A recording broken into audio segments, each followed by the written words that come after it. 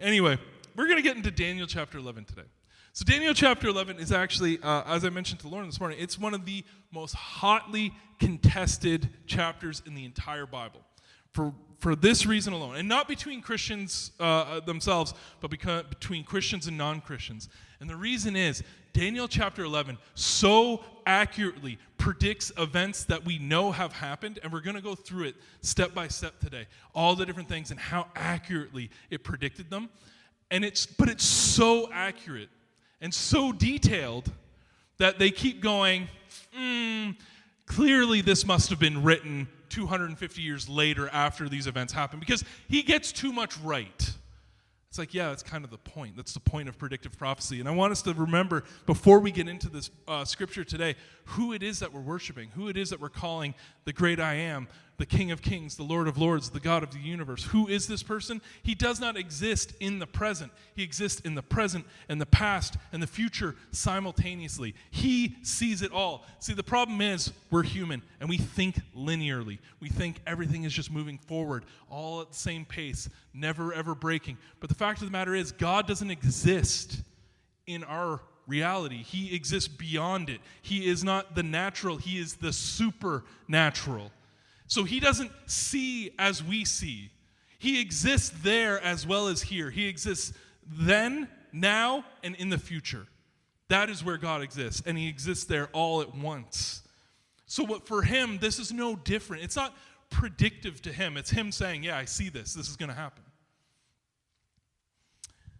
And the reason I want us to say that is because when we get this vision and when we get these things that are predicted, I want us to understand what exactly it is that we're looking at, who exactly it is that we're worshiping. And this is why I think it is so important that when we look at the words of Jesus Christ, if you believe that Jesus really did live and was born and died on the cross, if you really do believe that he rose on the third day and he ascended in front of a crowd of witnesses, if you believe these things, you should very strongly cling to the words of Jesus, which is that he affirmed the Old Testament. He affirmed the accuracy of these words, and he said, yes, this is my Father's work. So let us read now in Daniel chapter 11. We're going to start at verse 2, because if you remember, we carried on through verse 1 last week, because it was just the end of a thought, and I hate when things end inconsistently like this. But Daniel chapters 10, 11, and 12 all concern the same vision, just so you know. So we're going to actually start. These words are from the angel Gabriel. He's speaking to Daniel in this moment. He says, "Now then, I tell you the truth. 3 more kings will arise in Persia, and then a fourth who will be far richer than all the others. When he has gained power by his wealth, he will stir up everyone against the kingdom of Greece. Then a mighty king will arise, one who will rule with great power and do as he pleases. After he has arisen, his empire will be broken up and parceled out towards the 4 winds of heaven. It will not go to his descendants, nor will it have the power he exercised, because his empire will be uprooted and given to others." Let's take a break right at this first one. This first 3 verses here. We start with, "A mighty king will arise, who will rule with great power and do as he pleases from the kingdom of Greece." Who are we now? This is important for us to recognize. Okay, in 2025, we have this peculiar way of looking at the world and nationalities and the way that we do things. Right? We would say, no. Alexander was a Macedonian. He was from the region of Macedonia. He was from the country of Macedonia. Therefore, he is not Greek. In the ancient world, this spot's Greece, this spot's Persia, this spot's Egypt. I don't care what you call your empire. I don't care what you call your country. You are of this people group. That's what it was. So when it says, when we read in the Bible, he's going to be of Greek, it's like, yeah, he's from the Greek people. He may have been in Macedonia, but that's what we're getting at. This is important for us to recognize, because we cannot corrupt the Bible with our 21st century ideas. We have to recognize that when Daniel was writing this down 500 years before Jesus Christ was born, right, we got to remember how they thought, how they talked, and what they did. Because if we try and interpret it through our eyes today, we're going to get it wrong. So we have to understand it the way they said it. Because this has been a point of contention. I've brought it up before. People have said, well, he's Macedonian, so the Bible got it wrong. No, come on, guys. Like, let's look at it. It's the Greek peninsula. Everyone knows it's Greece. He's Greek. Not only that, we do know that Alexander the Great does rise up. Alexander the Great very quickly and powerfully rises in great power, and he does do as he pleases. First, he goes around, he conquers Greece, then he heads east, takes out Persia, goes down, conquers Egypt, takes him a long time to get all of Persia, because Persia is a large empire. And so it takes him a while. He goes through, and he makes it as far as India before finally succumbing and either dying to a wound, dying to poisoning. We don't know, because the stories are very inconsistent, but we know, nonetheless, Alexander dies. Alexander has a son. This is actually something that's really interesting. Alexander has a son, and this would have been totally normal in most situations for a son to inherit the kingdom.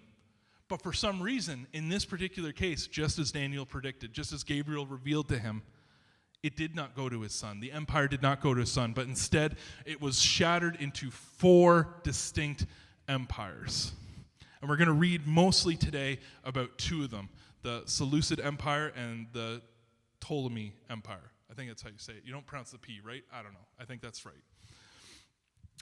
Let's go to verse 5. It says, the king of the south, this is the Ptolemy Empire, the kingdom also known, we're going to read it, also described as Egypt, will become strong, but one of his commanders will become even stronger, and he will rule over his own kingdom with great power. And after some years, they will become allies. The daughter of the king of the south will go to the king of the north being the kingdom of Persia, to make an alliance, but she will not retain her power, and he and his power will not last. In those days, she will be betrayed together with her royal escort and her father and the one who supported her.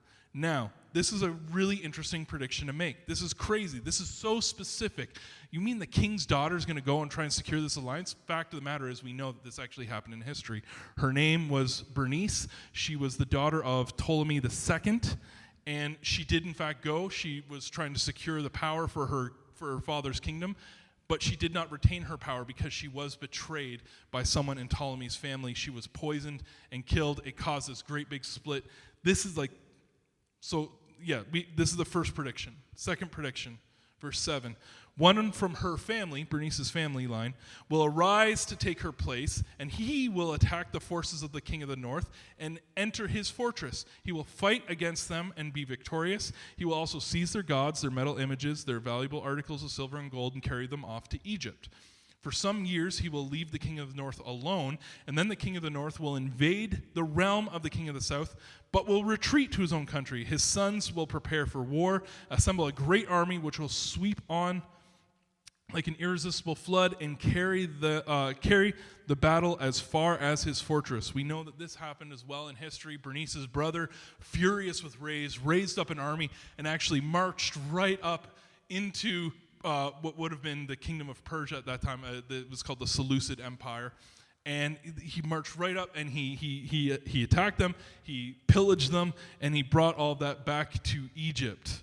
This was, an incredible prediction on behalf of Daniel. Verse 11, the king of the south will march out in a rage and fight against the king of the north, who will raise a large army, but it will be defeated. And when the army is carried off, the king of the south will be filled with pride and slaughter many thousands, yet he will not remain triumphant.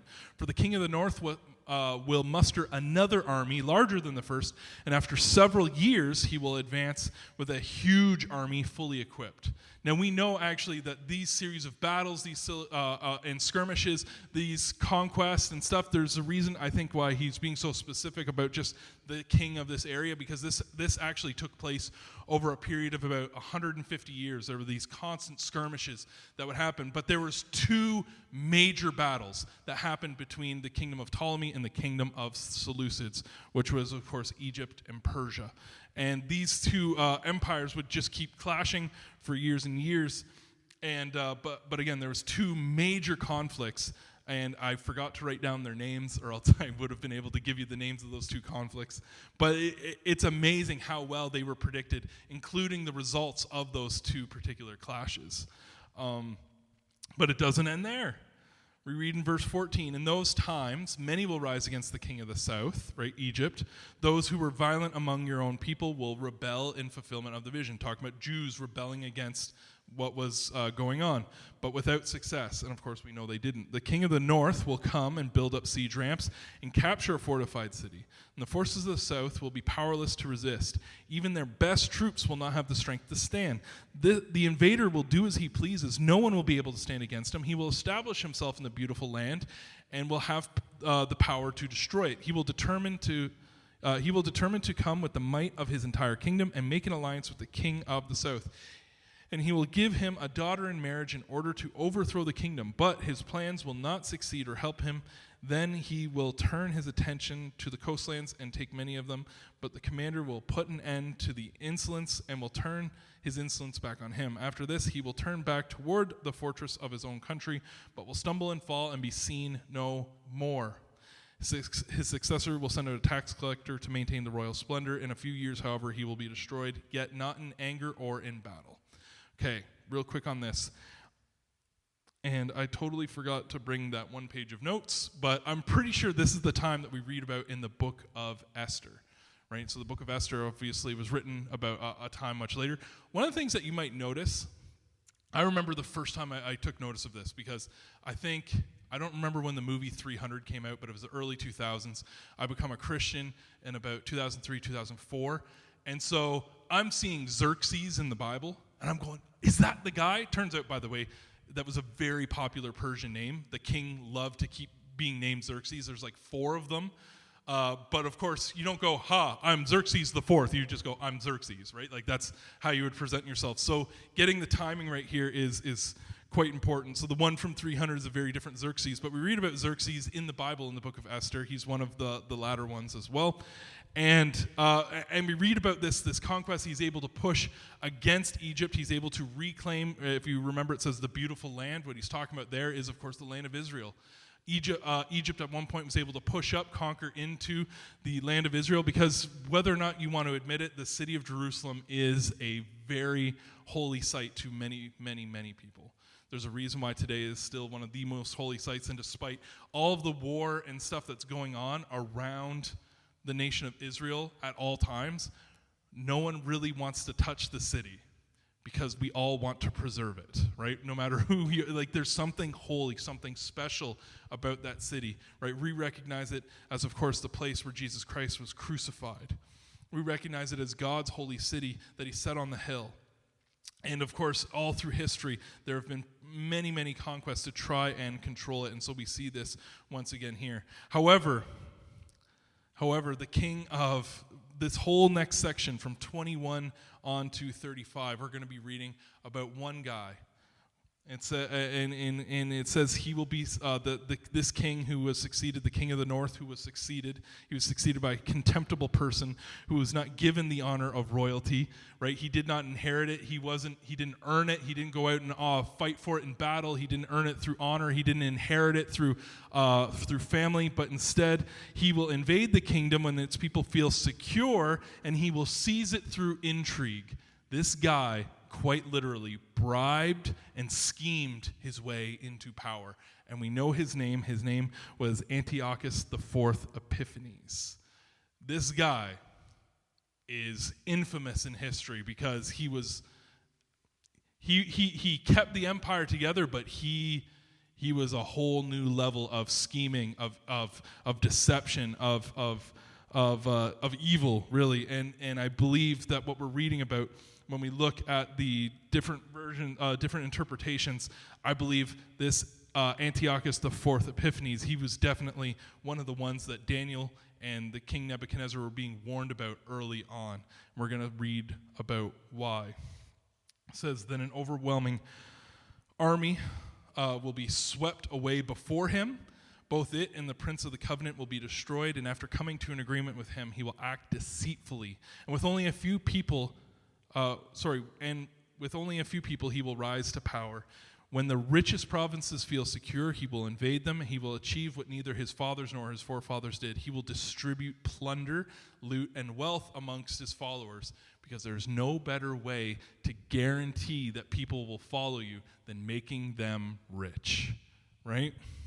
He will plot the overthrow of fortresses, but only for a time. And with a large army, He will stir up his strength and courage against the king of the south. Remember Egypt. The king of the south will wage war with a large and very powerful army, and he will not be able to stand because of the plots devised against him. Those who eat from the king's provisions will try to destroy him. His army will be swept away, and many will fall in battle. The two kings, with their hearts bent on evil, will sit at the same table and lie to each other, but to no avail, because an end will still come at the appointed time. The king of the north, and this is an important verse to pay attention to, verse 28. The king of the north will return to his own country, the king of Persia, Antiochus Epiphanes, but his heart will be set against the holy covenant. He will take action against it, and he will return to his own country. This right here, what we're reading about here, when his heart became set against it, when he started to act out against God's holy order, this is the beginning of, you may have heard this before, the Maccabean revolt. So if you're not familiar with that, there are 3 books that are in the Catholic Bible, 3 books that are part of Jewish literature but not considered part of the canon, and they are called 1st, 2nd, and 3rd Maccabees. They revolve around the Maccabean revolt, which was a family, the Maccabees. They were a family who led a revolt against the Seleucid Empire. They fought against because they did not agree with what he was doing. This is right at the beginning of the revolt, and we're going to read. If you've ever gone and read 1st, 2nd, 3rd Maccabees, I would actually encourage you to do so. Again, it's not scripture, but it's interesting history.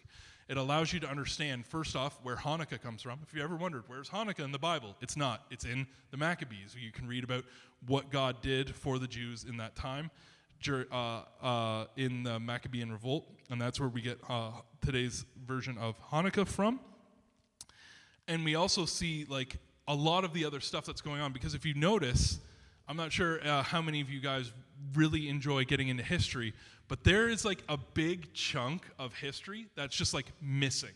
And it's because a lot of stuff got destroyed because of all these conquests. After Alexander the Great came through, and there was all these headbuttings between all these, what used to be former friends of these former empires, a lot of history got destroyed. A lot of things weren't written down. And of course, the Roman conquest that came later on destroyed a lot of things as well. So there's just a lot of history that's missing.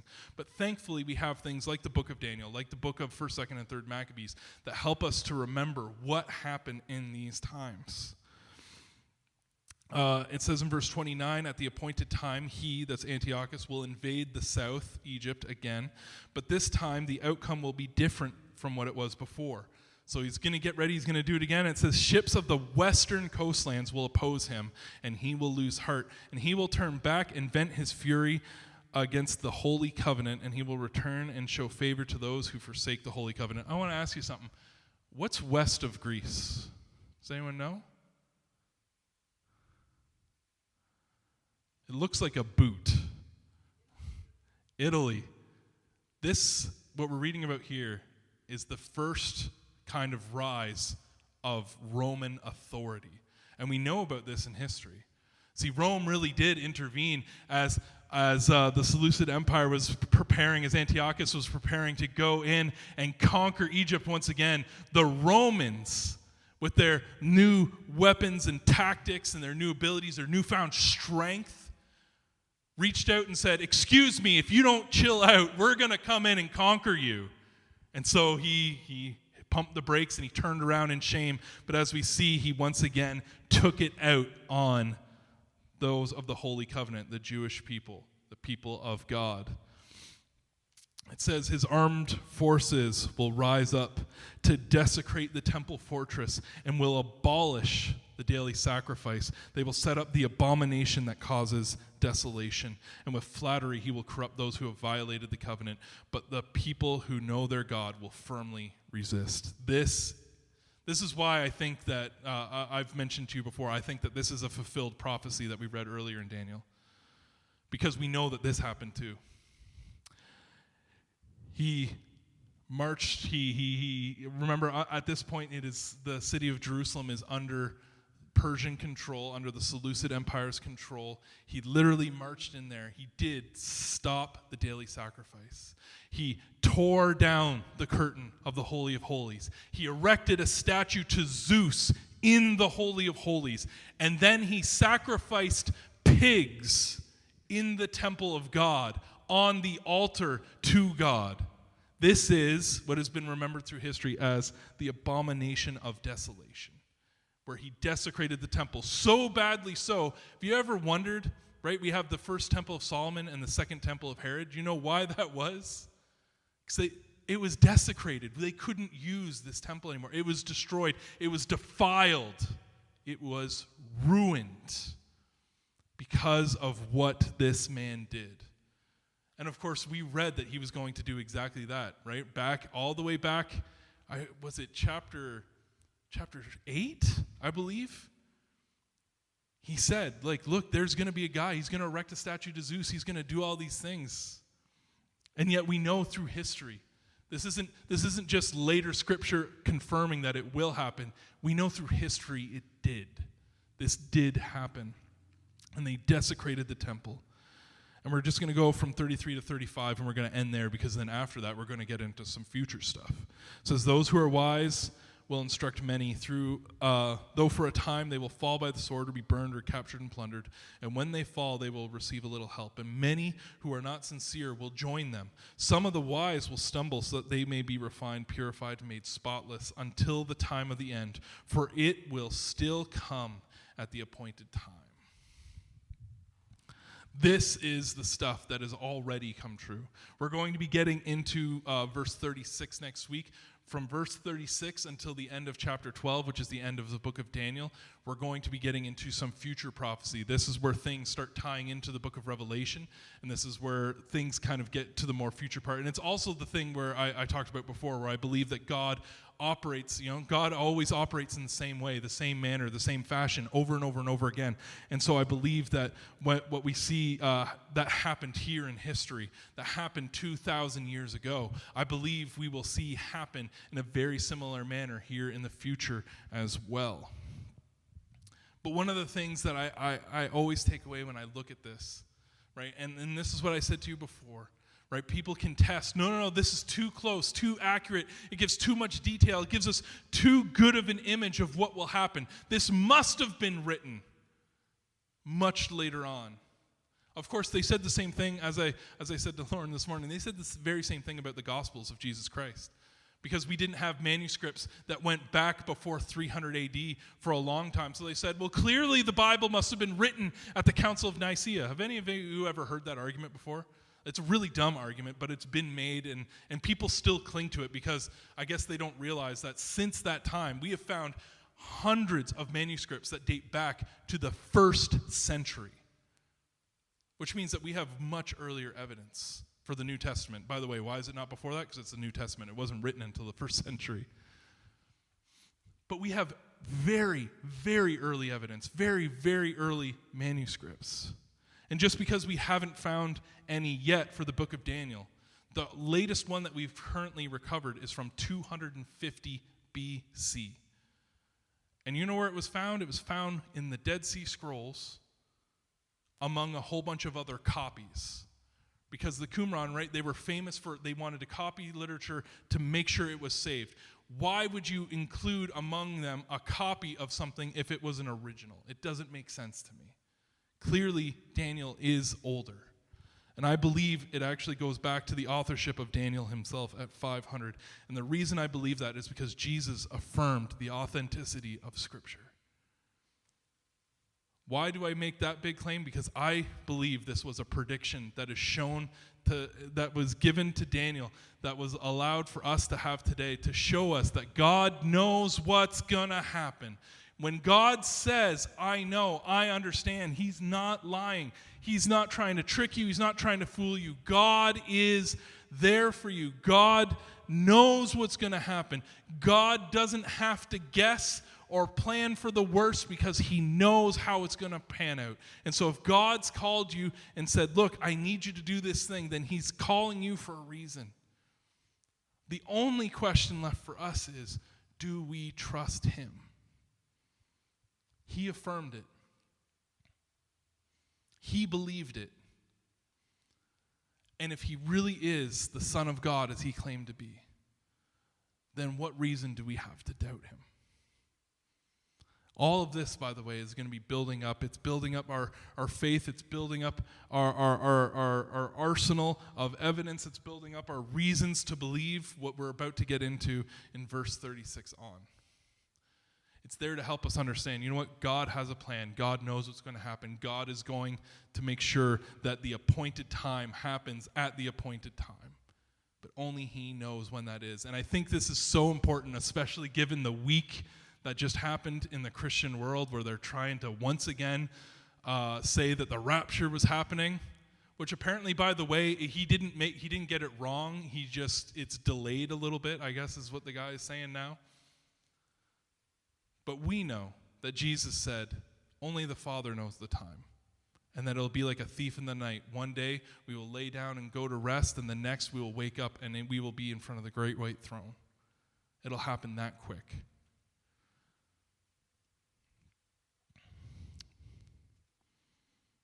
So the only question, as I said before, that we have to put before ourselves, the only challenge that we have to give to ourselves is whether or not you want to believe this is true. Because as I showed you, God predicted this all the way through. And he's got more predictions to come. So do you believe it's going to happen, or don't you? Has he shown that he's trustworthy, or hasn't he? We have to make that decision, because a lot of times we'll confess with our mouth, yes, I believe, but our lives, our actions are different. So are we willing to give our whole heart, our whole self over to the Lord, to allow him to lead and to guide us today?